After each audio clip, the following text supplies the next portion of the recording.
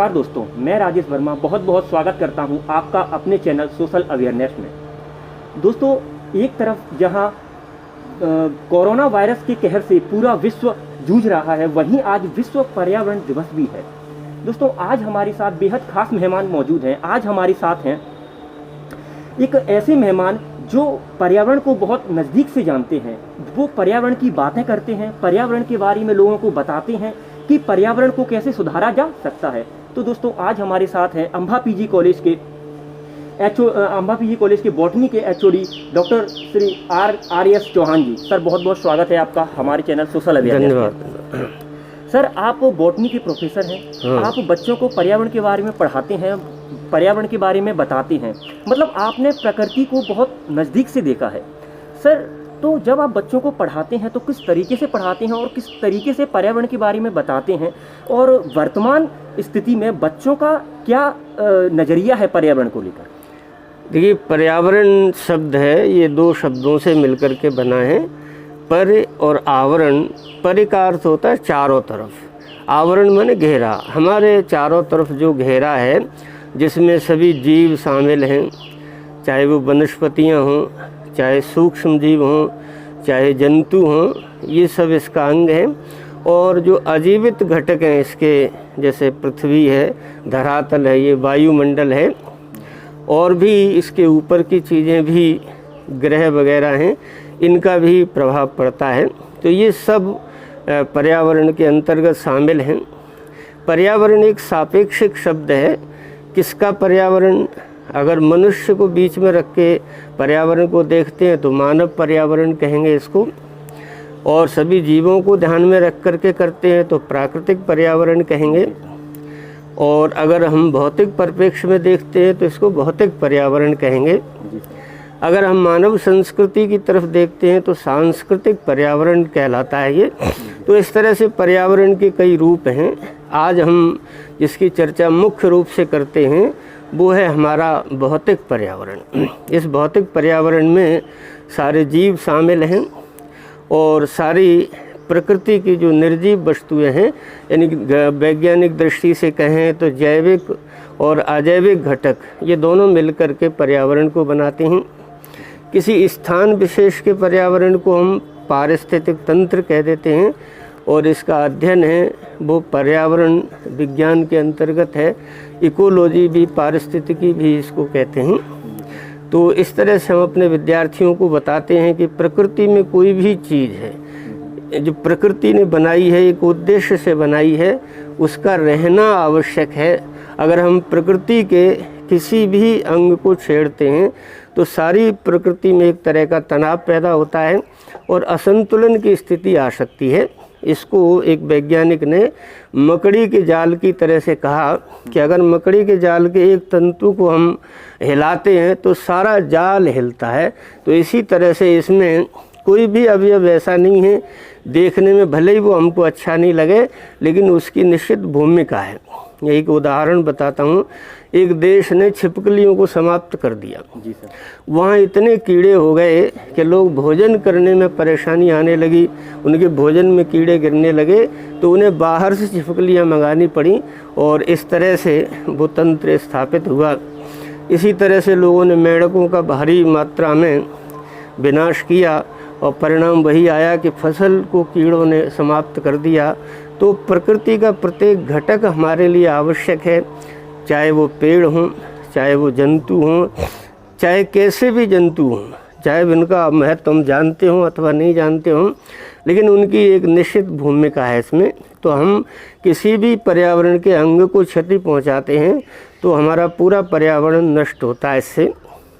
आज सबसे बड़ी समस्या है ये जो पेड़ हैं, इनको हम प्रकृति के फेफड़े कहते हैं।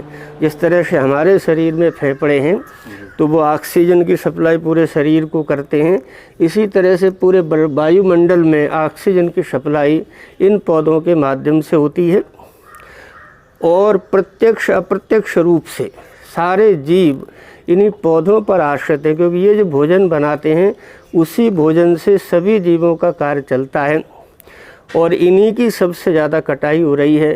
पौधे लग उतने नहीं रहे हैं, लगाते भी हैं वृक्षारोपण में तो वो पूरी तरह से बढ़ नहीं पाते।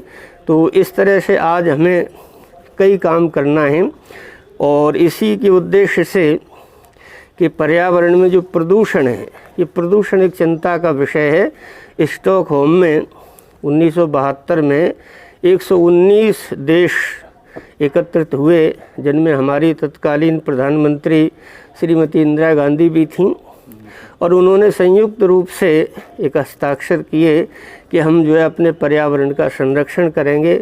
उसी दिन से 5 जून को प्रत्येक वर्ष पर्यावरण दिवस मनाने का संकल्प किया है।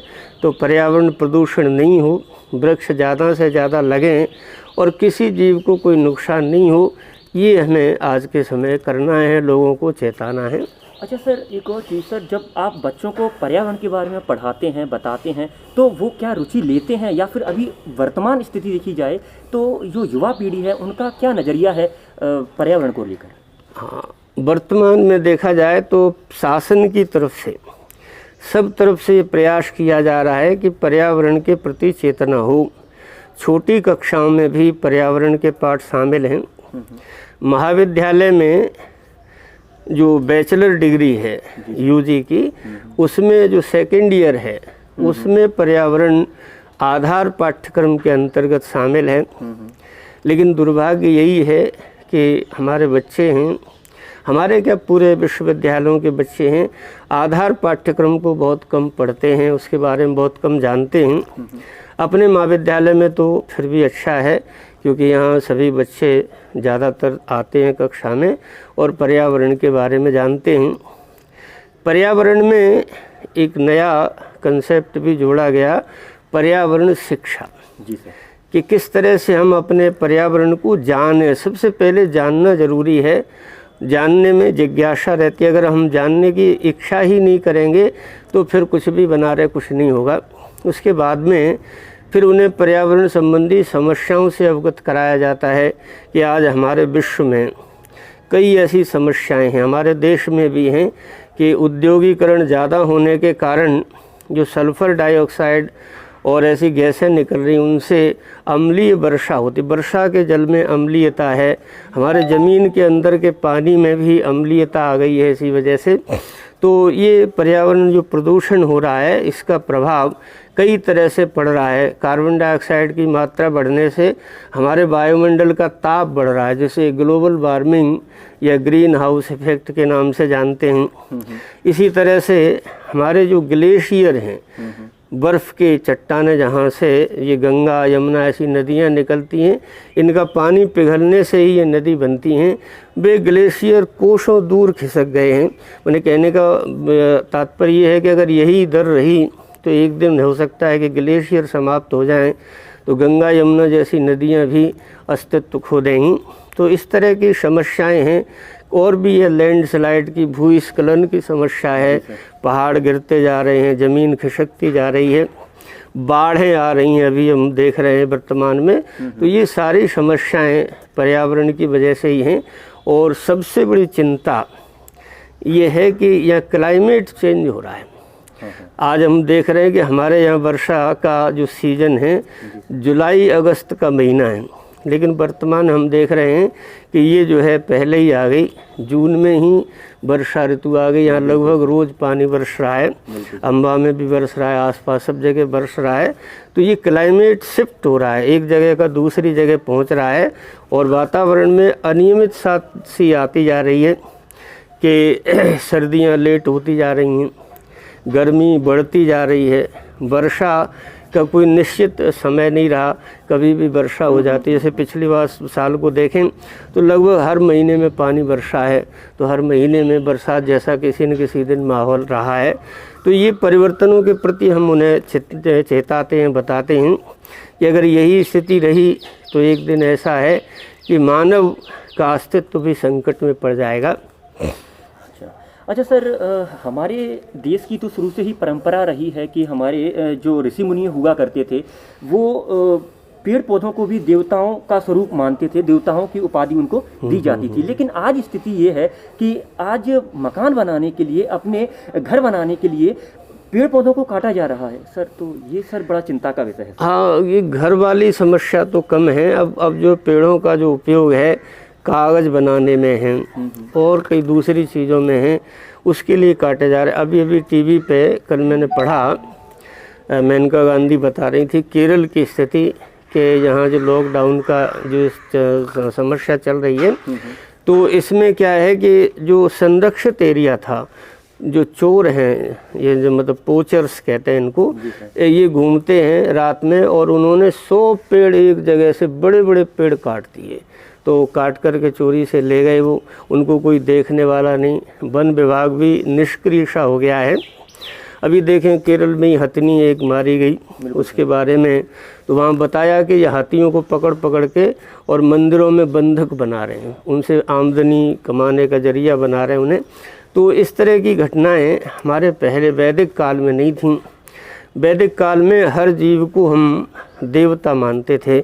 पृथ्वी को भी देवता, अथर्ववेद में लिखा है, माता पृथ्वी पुत्रो हम, मैं पुत्र हूँ, पृथ्वी मेरी माता है। जल को भी हम देवता मानते थे, वरुण देवता कहते थे।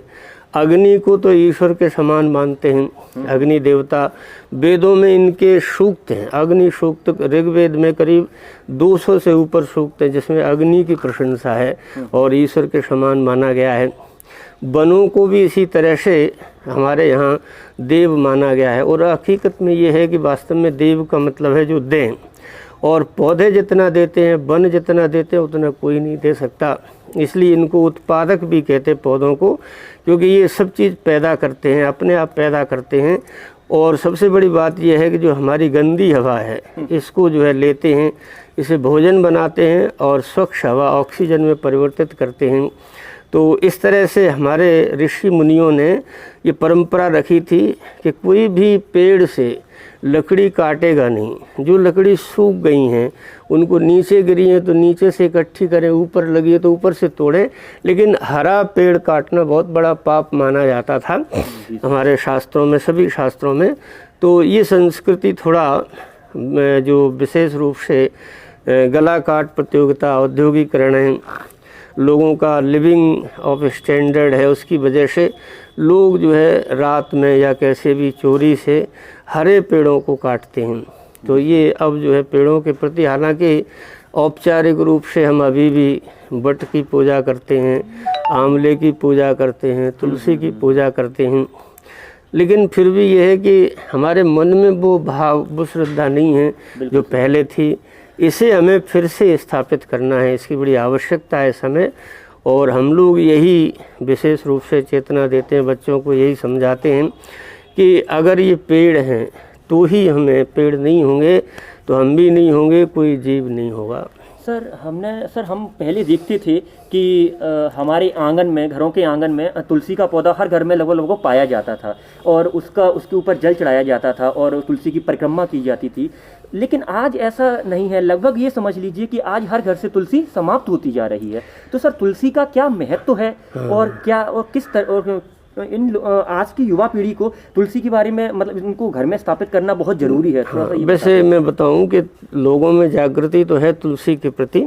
अभी जैसे कोरोना की बात चल रही है, तो एक डॉक्टर का कहना है कि अगर हम नियमित रूप से 5-6 पत्ते तुलसी के खाते रहें, दूध में हल्दी मिला के पीते रहें, तो कोरोना हो भी जाए तो भी वो असर नहीं करेगा, वो समाप्त हो जाएगा।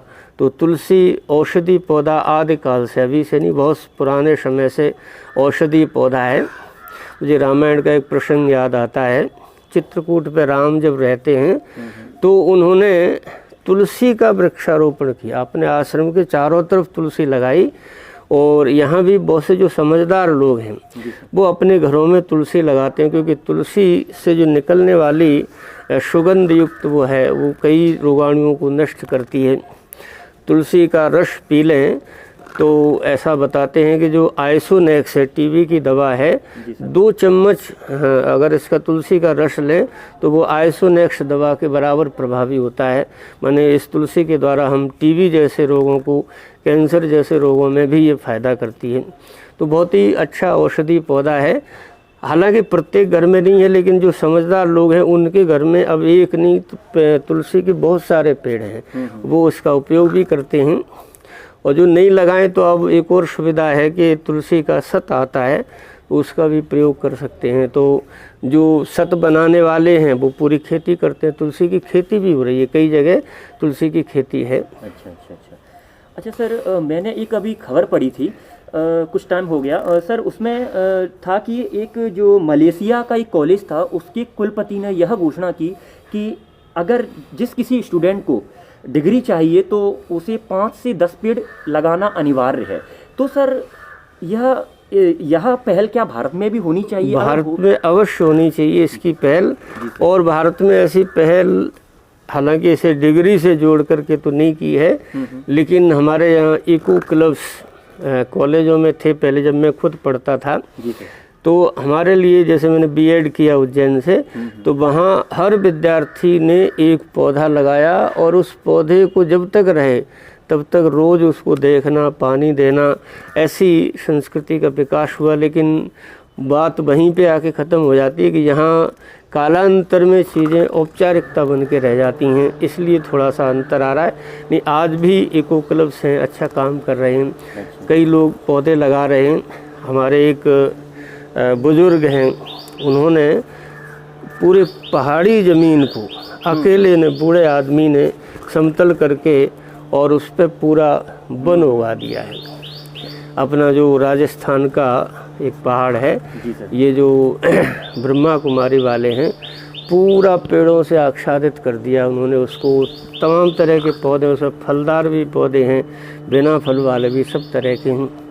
तो जो समझदार हैं वे तो सब कर रहे हैं, जो ना समझ हैं विशेष रूप से गांव वाले लोग हैं, वे जो है और पेड़ काट लेते। खेत में पेड़ उग रहा है तो उसको काट और लेंगे, लड़ जाते पेड़ के ऊपर, मेरा है तेरा है करके उसे जल्दी ख़त्म कर देते हैं। किसी का भी पेड़ हो, आज से बहुत साल पहले तिरुपति विश्वविद्यालय के एक प्रोफेसर TM दास, उन्होंने 1973 में ये बताया कि एक 50 साल का 50 टन का पेड़ अपने जीवन काल में 15,50,000 रुपये की सेवाएं देता है। उसमें लकड़ी का मूल्य शामिल नहीं, फलों का मूल्य शामिल नहीं, ऑक्सीजन देता है, वो ज़मीन के कटाव को रोकता है, वो पक्षियों को आश्रय देता है, पशुओं को आश्रय देता है, चारा देता है।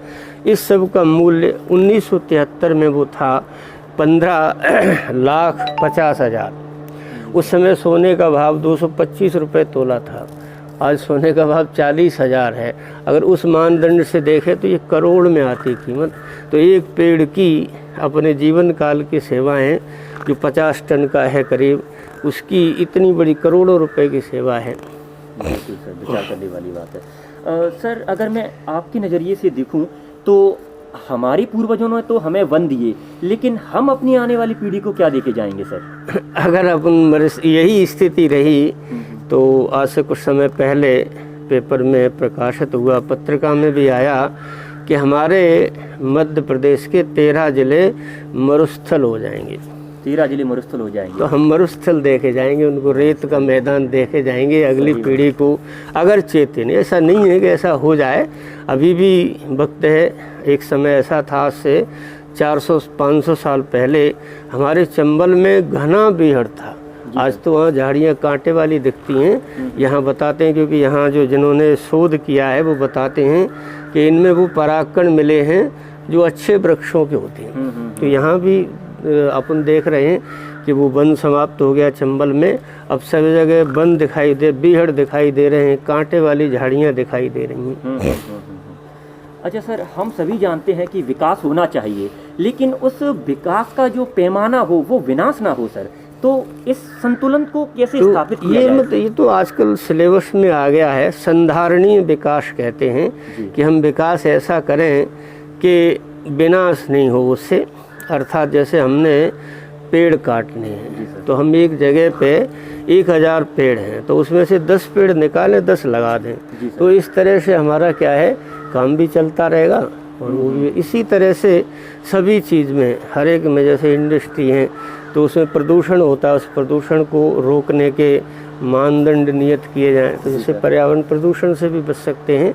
और जहाँ भी है वहाँ यही है, अब बड़े पैमाने पे एक साथ इतनी फिशिंग हो जाती है कि मछलियाँ पैदा नहीं होती, फिर तो वो सीमित हो कि जितनी अपन को पता है कि एक महीने में इतनी मछली आ जाएंगी, उतने हिसाब से निकाल लिया करें, तो फिर ये समस्या नहीं आएगी। जी सर, बहुत बहुत धन्यवाद सर आपका। दोस्तों, तो हमें यह समझ में आया कि पर्यावरण सिर्फ पर्यावरणविदों से नहीं बचेगा, पर्यावरण बचेगा आपसे, पर्यावरण बचेगा हमसे। दोस्तों, इस वीडियो में फ़िलहाल इतना ही। धन्यवाद।